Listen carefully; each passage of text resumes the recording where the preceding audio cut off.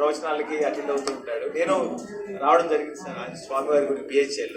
But the most ఎంత ఎంత చెప్పినా సమాజానికి మనం సేవ చేస్తే మనకి వచ్చే తృప్తి వేరండి. మీరు ఇలాంటి కార్యక్రమాలు మార్నింగే చూశాను. నేను తార్నాక్లో ఉంటాను, ఇక్కడ మన యూనివర్సిటీలో రోజు అక్కడికి వస్తాను.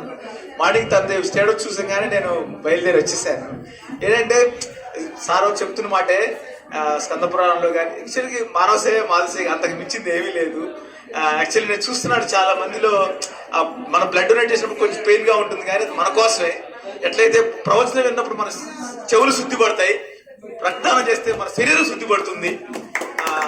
ఇంకొక విషయం చెప్పాలంటే మన స్వామి గారు ఇప్పుడు చెప్తూ ఉంటారు, ఫాలో అవుతుంటారు. యాక్చువల్లీ సార్ క్షమించాలి, నేను రాలేకపోయాను చాలాసార్లు మా ఫ్రెండ్ ద్వారా శ్రీనివాస్ కిరణ్ కిరణ్.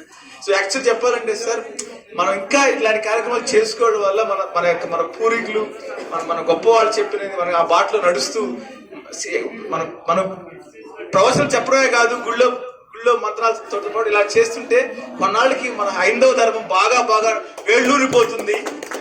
సో అది చాలా చాలా మన సనాతన ధర్మమే కాదు, మన యొక్క హిందూ సమాజం కూడా చాలా అందరికీ ఏమంటే ఉదాహరణగా నిలుస్తుంది ప్రపంచంలో అని.